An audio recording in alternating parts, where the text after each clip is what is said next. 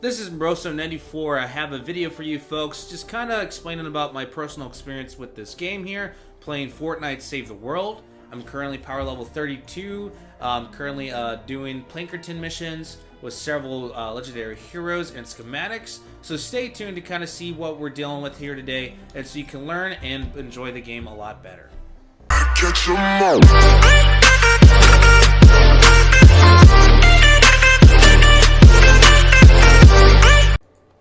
So the first thing that I want to talk about here is the current missions that you have to deal with. So right now I'm able to do Plankerton missions, but you kind of have to do with the stone wood missions first. So with that said, there are a couple different things here that you kind of have to pay attention to kind of progress throughout the mission. So the number one thing you're going to look for is the power level.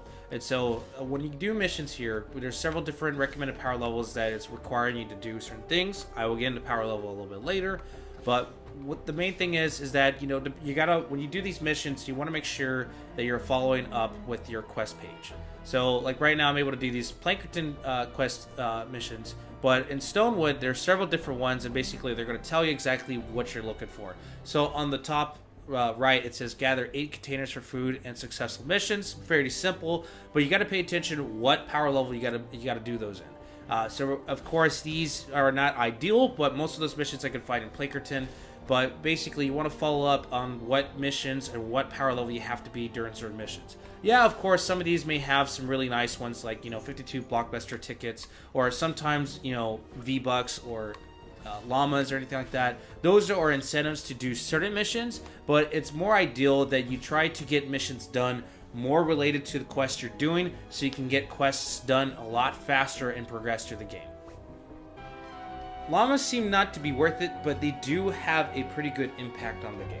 And what I mean is that basically the llamas are always here as pretty much a loot box for you to get more better items, almost to like pay to win. But the thing is, they're not usually worth paying for. If you got the Founders Pack, you usually get a lot of daily llamas to get, and also you do get a lot of daily missions and also different missions throughout the day to give you V-Bucks. And so there's definitely opportunities to get free V-Bucks, and when you do have those opportunities, go ahead and take them and try to get some llamas. The best thing about getting these llamas and why they help you progress through the game a lot faster is because they end up giving you tons of XP that may be very useful. Survivors to help you with your power level. Also, depending on the event, they kind of give you more currency to help with that event as well. Also, you see that I got a rare weapon, and then sometimes, depending on the llama, you could potentially get a silver llama or a golden llama, which you're definitely going to get some epics, maybe some legendaries, and including heroes. And so they're going to help you get more into the faster, better gear for you to use as much as possible. And so it's always a good idea to try to get those llamas whenever you can. So back to power levels. So currently on the top left of the screen, you see that I'm currently power level 32, about to be power level 33. So what is the main aspect or the element of the game that takes a huge effect or a role into that are survivors. So there's all kinds of different rarities of survivors. You have, you know, green rare survivors, uncommon, rare, epic, legendary, and even mythic. And so each survivor and survivor leader has different aspects which are going to play a big role into the survivor squads. So if you go over to squads and click on the survivor squads, there's a couple different ones, like the EMT squad, Fire Team Alpha, Gadgeteers, and several different ones. As you can tell, I also have several different kinds of survivors of different rarity to help with how I have my setup is. So based on the survivors you have, each of these categories are going to have a certain amount of stats that help with your power level, but at the same time, they give you a certain power level increase. So for example, I have the EMT squad, several epics, and the biggest part that you need to really pay attention to is going to be the leader. So for example, if I was to go ahead and look at this guy, there are two traits to him. His leader match is the doctor with that particular symbol, and then also his personality is analytica, or analytical. So basically he's more of a thought type of person, more of a thinker. So with that said, basically you want to make sure that the symbols are matching between him being a doctor and the symbol next to the EMT squad. So if you kind of look at my current squads, we have leader matches, and that's going to be really important to make sure that you increase your power level as fast as possible. The higher the power level you have, the more stats you have, and the more overpowered you're going to be in earlier levels. So a lot more missions are going to be a lot more easier for you to handle, and most of the time when you're playing a mission by yourself, you don't really need folks to help you out because you're able to do it by yourself. So with that said, you want to make sure that you also level your leaders as much as possible. You do have a mixed amount of chance of getting Survivor XP, so you want to use that as minimal as possible and try to use them on the best ones for you. So, for example, if I was to, go ahead and switch them out with another person, for example, I have a couple different rare versions of them. I don't want to waste my Survivor XP on rare versions if I can get him into like an epic or legendary or maybe even a mythic version for this particular slot. Obviously, legendary and mythic are going to be a lot better, but in the meantime, it's going to be good to try to use those epics so you can still continue to increase those stats. Because, for legendary survivors and mythic survivors, they're a little bit hard to come by unless you're able to open more llamas or do more missions that give you that opportunity.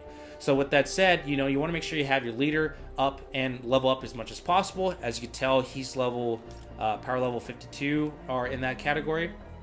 Also, I have a couple of other survivors here, different squad members in this particular squad. As you can tell, they have the same analytical symbol as well. So I got a bunch of thinkers in a whole squad.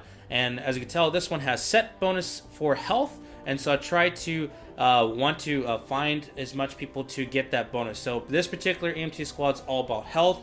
That's where on the left for me, I have my health, my shield, and my fortitude. The fortitude is the stat particularly for health. And so what I'm trying to do is I'm trying to find more survivors that are analytical, but also have a health bonus to help increase the stats here. And over time, down the line, that's going to be playing a big role as far as like what kind of character you are and how you can last long in particular battles. And so you want to do the same thing in every other category. So for example, the corps of engineers, I have a health bonus down there and a couple of others. So over time, as I start unlocking different slots, hopefully I can get more different survivors that have different personality traits, and that I'm able to make sure everything's matching and get certain bonuses for that. So the more bonuses that you have, the more power level you're going to have, and then the higher the power level you are, the faster and easier missions are going to be for you. Next up are going to be about schematics. As you can tell, I have several different schematics here between legendary, epic, rare, and also uncommons. And so I'm going to go over this real quick and about, what are going to be really important for you to pay attention to. As you can tell, I have, several different weapon types and several different categories. And, a lot of people, it's really important about what kind of weapons you have and what you use. And I think it is.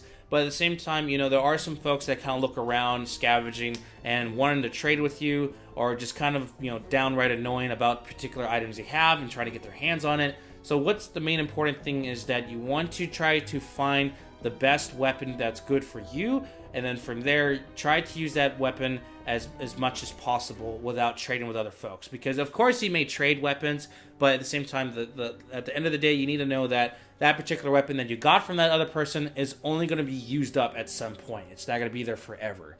And so that's where schematics are going to be really important, so you can create them as much as you want and get them all set up. So basically, for example, I have several different weapons with higher power levels, and that's because I went ahead and increased them. And since the new update for the Recombobulator just came out, getting powerful weapons early in the game is a lot faster, especially if you got an epic weapon or a legendary. Just like I, treat the survivors, don't want to waste any of your XP on weapons you're not going to be using, or are not going to be as good as they need to be. So you don't want to waste any of your XP on bad investments. You want to invest them into really good weapons. So for example, one of the weapons I have is Dragon's Roar, where it has really good stats. Also, actually, let's see here. Yeah, Silent Spectre. He has a lot of really good stats. 30 plus critical rating, 130% crit damage. As you can tell already that I use the recombobulator quite a bit on this weapon, and I plan on using it for majority of my time of gameplay, or unless I can find a better weapon that uses up a lot of light bullets. And that's the reason why I like this particular gun, because it uses light bullets, and light bullets doesn't take too much to craft, or not much nuts and bolts to craft. And man, I can't just, blatantly say how much I really hate searching for nuts and bolts. And so light bullets are a really good friend for me in the game, and so that's what I really like about this weapon. So as you can tell, I've invested quite a bit into this gun, and I continue to do that. So you want to find a great gun that you can have. Try to use your points on those particular guns that are legendary or at least epic, and the ones that you're not going to be using, like the rares and the greens.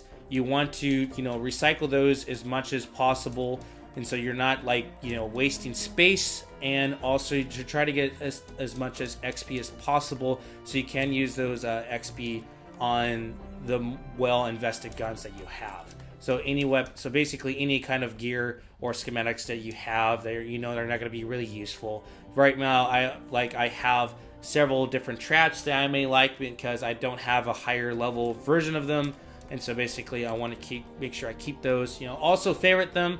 It's easy to favorite them, and so just so it helps you not get rid of schematics that you want to keep.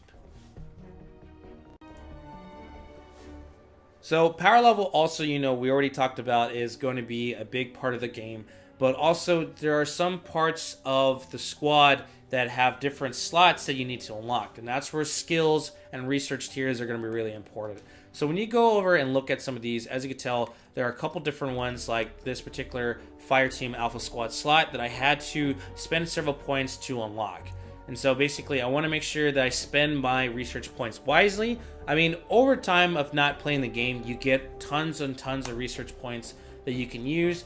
But at the same time, if you want to progress through the game faster, you want to make sure you spend those points wisely. So, over here on the different research tier 2, I already worked my way up to try to get, these other Survivor Squad slots. And now I need to work towards down here so I can get the others. So the more Survivor Squad slots that I have, the better that I'm able to, get to certain things a lot faster. Get my power level up a lot faster. So we need to make sure that you spend your research points as wisely as possible and put those towards something. So what I kind of like to say is that as you're looking at these skill points or these skill search areas where you can use your research points and unlock these slots, kind of look ahead and see what it's going to be really important. Hey, these squad slots are really important, but also, at the same time, the prop plane slot 3 is nice when it comes to scavenging materials when you're not playing the game. And so you just want to aim for those particular spots and use your research points wisely. Also, with that said, there's also the same idea when it comes to the skill tree. So you do get a lot of different skill points that you use based off your level. And so like if you were to level up, you get a certain amount of skill points, and you use those skill points to unlock, even more spots. So when it comes to the skill tree, try to get the leader slots unlocked as fast as possible, because like I said, the leaders are going to be the main ones that are going to do the most effect on your power level. Also, try to aim for certain hero slots as well, or certain hero unlocks. Like for example, I have majority of my hero stuff unlocked, like the soldiers, the constructor, the outlander, and also the ninja. And there are a couple slots that I have empty, and that's because they don't seem to be more of an importance to me at all. So basically, over time, these may help a lot, but I'm just trying to focus on trying to get on the important skill sets that I need. Like, for example, I went ahead and rushed to get over to my Unlock 3 Star Assault Evolution, so I can start putting a lot more XP into my Spectre Silencer and a couple of other rifle guns I have. At the same time, I'm able to unlock, this leader slot right here, and there's a couple of other ones. Like, I'm very close about getting this for my Constructor, so I can unlock, level up my Constructor. And then also same thing for my schematic traps. I want to make sure I level up certain really good traps and make sure those get high level as possible, so they can help me throughout certain missions that are going to be really hard to do. And so basically, you want to, like I said before, with the the research tiers, you want to kind of look ahead and see what are going to be the best skills to invest your points in, and so you can progress through the game a lot more smoother. One of the biggest things that several folks have told me about that they don't really use is the collection book. And to me, I think the collection book adds a lot of different versatility to the game that you may not expect that it would. But in time to time, as I get, some little bit of downtime, or, I'm waiting for certain things to happen, the collection book is something to definitely try to get into as much as possible. So as you kind of look through here, what it does is that it's just like how the name states. It's a collection book. So when you get certain schematics or certain heroes or certain weapons or traps or any of the sort like that, pretend those are like baseball cards. And with those baseball cards, you want to collect them, and then they end up having more value over time as you hold those cards. So there's different versions of, let's say, quote-unquote cards that you can put into this book.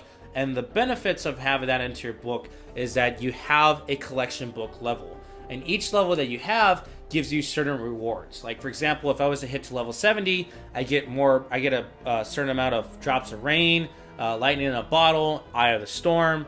And then if I keep going further, I have a weapon pack, another weapon pack, and then just on and on and on.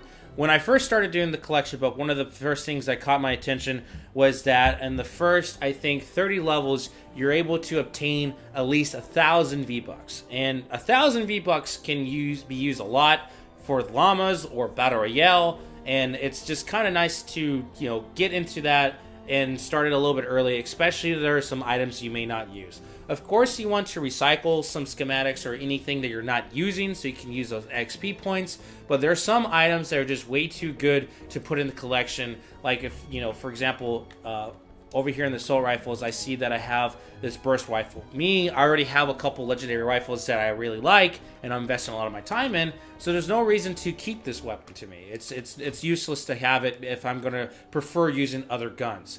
And so for me, I have no worries of putting this into my collection where it's permanently there and you can't take it out. But at the same time, it's going to help me increase my collection level. And then I'm going to keep doing that, and try to get as much rewards as possible out of this collection book. And then over time, there's going to be more different weapons for you to put in these categories. So you just kind of want to pay attention and see what weapons you're definitely not using, or any other schematics you're definitely not using. Put in the collection book, get as much rewards as possible, and then go from there. Last but not least, let's talk about the heroes. So heroes are going to be just as important as any other aspect of what you're dealing with, what comes out of llamas. And picking the right hero for you is going to be based on certain situations or what are going to be dealing with majority of the time. So there are some heroes that are known to be very popular, and there are good reasons to keep them, especially down the line in the future.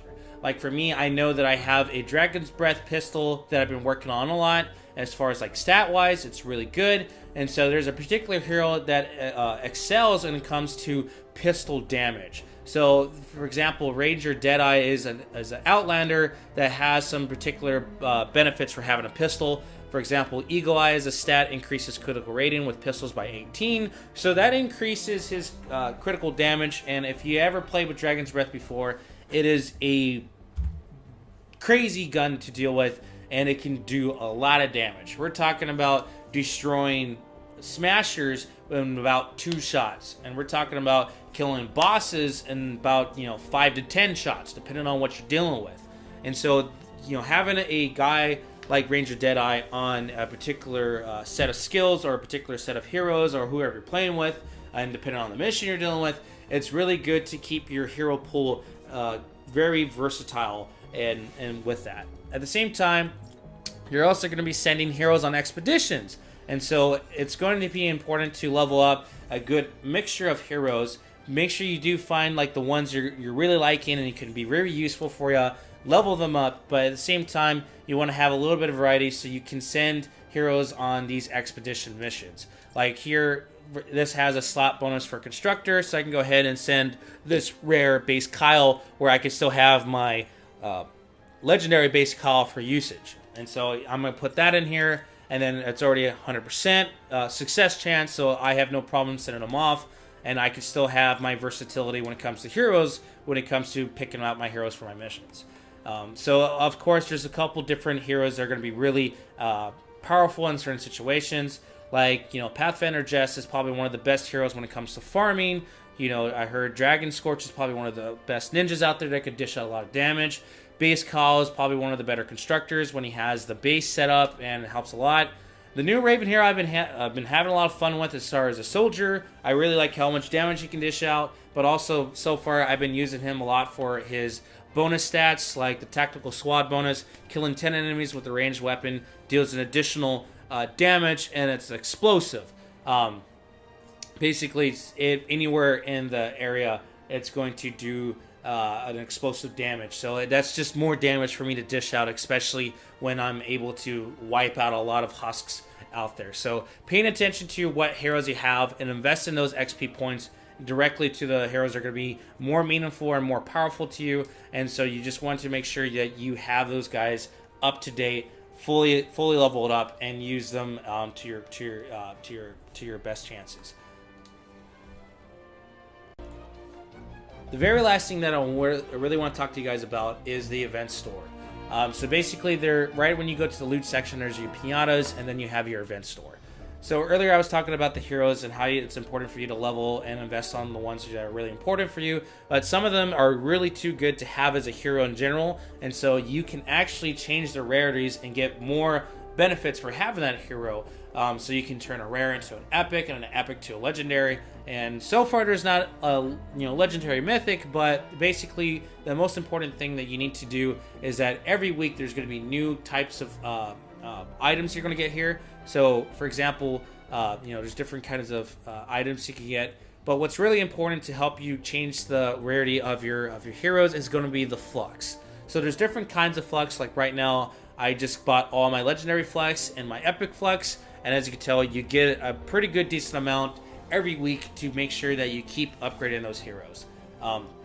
So when you are doing your missions, you want to save up your gold and make sure you try to spend those as quickly as possible on the flux.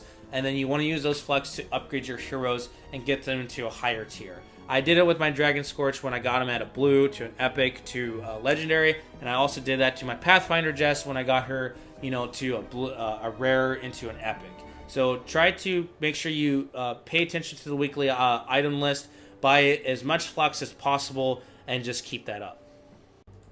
I hope this video was very helpful for everyone that was able to watch this video. And so basically, if you guys have any other questions or anything, feel free to leave it in the comment section.